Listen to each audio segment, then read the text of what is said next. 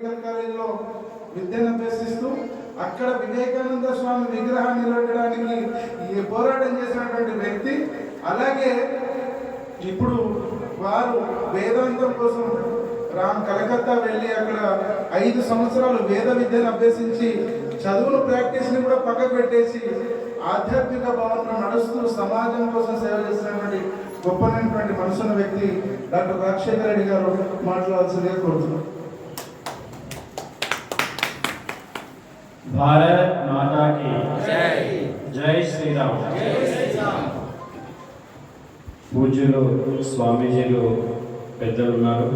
మరి ఈ మహత్తరమైన కార్యక్రమాన్ని అక్షర రూపం దాల్స్తూ మరి ఈ మహా ఉద్యమాన్ని తన భుజస్కంధాలను మోస్తున్నటువంటి మరి సమరసత తెలంగాణ ప్రాంత ప్రచారక ధనంజయ్ గారు, మరి ఇక్కడ ఈ గ్రామ పెద్దలు ఎంతోమంది విద్యావంతులు, మీ అందరికి కూడా పేరు పేరున నమస్కారం.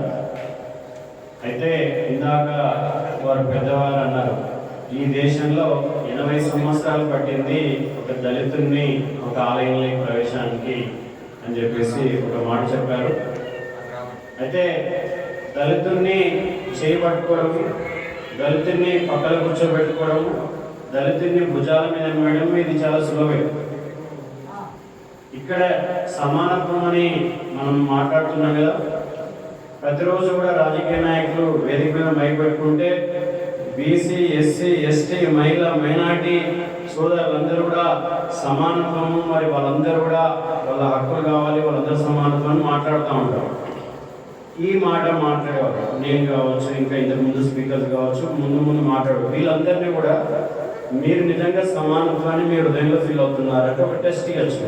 ఒక పరీక్ష ఏంటంటే, ఈ గ్రామంలో ఒక మాలవాడి ఇంటికి ఒక మాదివాడి ఇంటికి వెళ్ళి వాడి మరుగుదొడ్డిని, టాయిలెట్ ఉంటుంది కదా, ఆ మరుగుదొడ్డిని మీరు మీ స్వహస్తాలతో కడిగి శుభ్రం చేసి, మీ జుట్టు ఉంటుంది కదా, మీ సొంత జుట్టుతో మీరు తుడవండి అని చెప్పి ఒక పరీక్ష పెడతారు.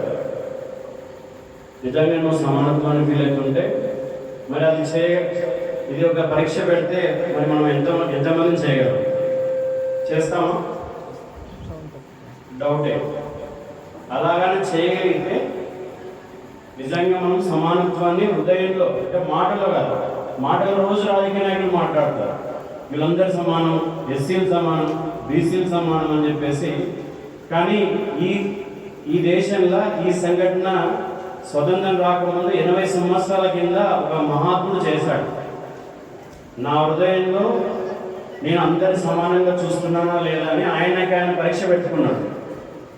కలకత్తాలో ఒక అర్ధరాత్రి ఒక మాలవాడి ఇంటికి వెళ్ళి, అయ్యా నేను అమ్మని దర్శించాను, జగన్మాతని, అమ్మ రోజు నాతో మాట్లాడుతుంది, అమ్మ ఏం చెప్పిందంటే అందరిలో నేనే ఉన్నాను, ఇక్కడ ఎవరు తేడా లేదు, గొప్పవాడు పేదవాడు, డబ్బున్నోడు డబ్బు లేనివాడు, ఉన్నత కులస్తుడు నీచ కులస్తుడు అది లేదని చెప్పింది. మరి నాకు అది అర్థమైందా లేదని నేను ఒక్కసారి నీ మరుగుదొడ్డిని నేను శుభ్రం చేయాలనుకుంటున్నా అంటే ఆ మాలవాడు ఏమన్నాడంటే, అయ్యా నువ్వు బ్రాహ్మణుడివి, బ్రాహ్మణ కుటుంబంలో పుట్టావు అని చెప్పేసి అడ్డం పడతాడు, నువ్వు నా ఇంట్లోకి రావద్దు, అసలు మా వాడలోకి రావద్దు అని చెప్పేసి చెప్తే ఈయనకి ఏం చేయాలో అర్థం కాలేదు.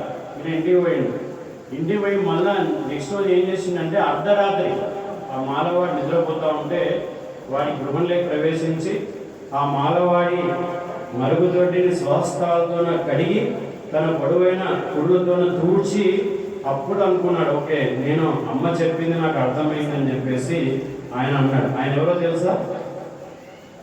నా గురుదేవుడు అని చెప్పేసి వివేకానంద స్వామి అమెరికాలో గొప్పగా చెప్పాడు ఆయన గురించి. ఆయనే రామకృష్ణ పరమహంస.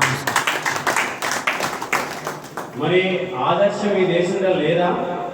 స్వతంత్రం కంటే ముందు ఉంది, 1000 సంవత్సరాల నుంచి ఉంది. ఇంతకంటే ముందుకు వెళ్దాం. ఇంకా రామకృష్ణ పరమహంస కంటే ముందు మరి తమిళ్లో చాలా భక్తుల స్టోరీలు ఉంటాయి.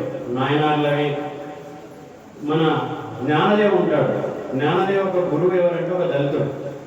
అయితే ఆయన ఒకరోజు ఆలయంలో నిద్రపోతాడు. ఇట్లనే ఆ గుడి చూడండి, చిన్న గుడి. నిద్రపోతుంటే ఏమైంది, ఆయన కాళ్ళు పోయి శివలింగం పైన ఉన్నాయి. అప్పుడే జ్ఞానదేవ్ వచ్చింది. మధ్యాహ్నం ఆయన ఏదో ఒక సంస్థానంలో క్లబ్గా పనిచేసేవాడు. ఆయన పని చూసుకొని వచ్చి దేవాలయానికి వస్తే గురువు గారు నిద్రపోతున్నాడు. గురువు గారికి ఇట్లా ఇసనకర ఊపుతా ఉన్నాడు. చూస్తే కాలేకుండా శివలింగం పైన ఉన్నాయి. అయ్యో మరి ఎట్లా అని చెప్పి గురువు గారిని కొంచెం లేపి, గురువు గారు మీ పాదాలు శివలింగం పైన ఉన్నాయంటే సరే తీసి పక్కకు పెట్టు అని చెప్పిండు. ఎవరు? గురువు గారు. జ్ఞానదేవుడు తీసి వాటిని పక్కకు పెడితే ఆయన కాళ్ళు ఎక్కడ పెట్టాడో అక్కడ శివలింగం మలిచింది. మళ్ళీ ఇంకొంచెం పక్కకు పెట్టింది, అక్కడ మలిచింది. లాస్ట్కి ఏం చేయాలి? ఎక్కడ పెడితే అక్కడ శివలింగాలు వస్తుంది. లాస్ట్కి ఏం చేసిందంటే ఆయన తల మీద పెట్టుకున్నాడు. లాస్ట్కి ఆయనకి ఏమర్థమైందంటే తనే శివుడు అని. భగవద్గీత ఏం చెప్తుంది? అహమాత్మా గుడాకేశ సర్వభూతాశయ స్థిత. నేను ఆత్మస్వరూపంగా అన్ని భూతాల్లో ఆశయ స్థితంగా ఉన్నాను.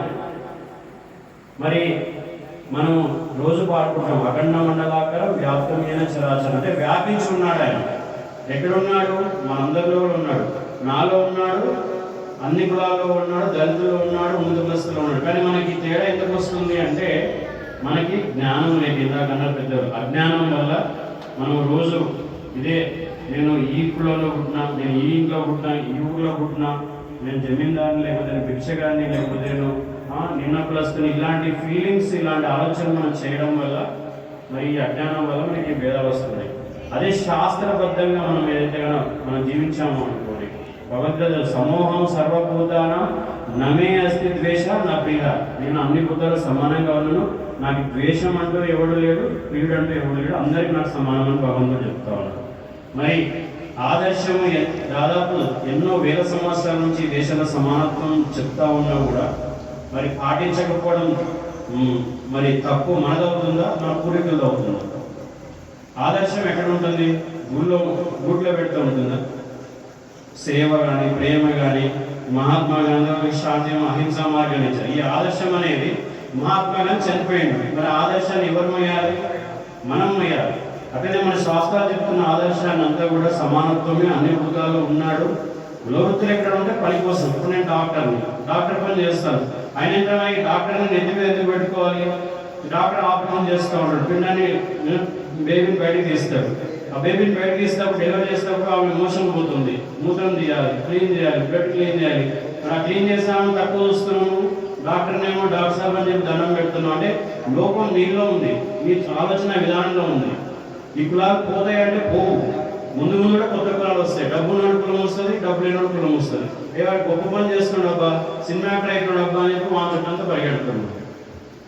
ఎవరైనా మరుగుదొడ్లు క్లీన్ చేస్తున్నాడు అనుకో, వాడిని నీచంగా చూస్తున్నాం. అంటే ఈ లోపం, నీ బుద్ధి మారినంత వరకు సమాజంలో అసమానతలు కావచ్చు, ఇలాంటివి యొక్క సమస్యలు ఎప్పటికే ఉంటాయి. కాబట్టి మన ఆలోచన ధోరణి మారాలి. శాస్త్రాల్లో స్పష్టంగా చెప్పబడింది. అసలు ఈ యొక్క అద్భుతమైన విషయాన్ని మొట్టమొదటిసారిగా నేను తాండూరులో మరి మన శంకర స్వామీజీ గారు దాదాపు 108 మంది దళిత మహిళలకి పాదపూజ చేసి ఒక స్వామీజీ అయింది, ఒక మరి కాషాయ వస్త్రం చేసుకొని మరి అమ్మవారిగా ఒక దళిత మహిళని మరి ఆయన ఇప్పటికి వేల కార్యక్రమాలు చేశారు. మరి అలాంటి వారి మార్గదర్శనంలో, అలాంటి వారి ప్రేరణతోన హిందూ సమాజం చైతన్యవంతం కావాలి. సమానత్వమే సనాతనము. బయట అయితే వివాదాలు ఉన్నాయో ఆ విభేదాలన్నీ కూడా మన అజ్ఞానం వల్ల, మనకు ఆలోచన ధోరణిలో మరి బలహీనత వల్ల వస్తున్నాయని చెప్పేసి మనం ఆలోచించి ఈ సమస్యని మనమే సరిదిద్దుకోవాలి, వేరే వాళ్ళు సరిదిద్దరు. కాబట్టి హిందూ సమాజాన్ని చైతన్యవంతపరచడానికి ఈ అద్భుతమైన కార్యక్రమం ధనంజయ గారు తీసుకెళ్ళడం, మరి వారి అవకాశాన్ని నాకు ఇవ్వడము నేను ఎంతో మహత్భాగ్యంగా భావిస్తానని చెప్పేసి నేను తెలియజేస్తున్నాను. డాక్టర్ గారికి కమలాల గ్రామ తరఫు నుంచి ధన్యవాదాలు, కృతజ్ఞతలు చెప్తా ఉన్నాను. వారి అనుభవం చాలా పెద్దది. ఈ విధంగా వారి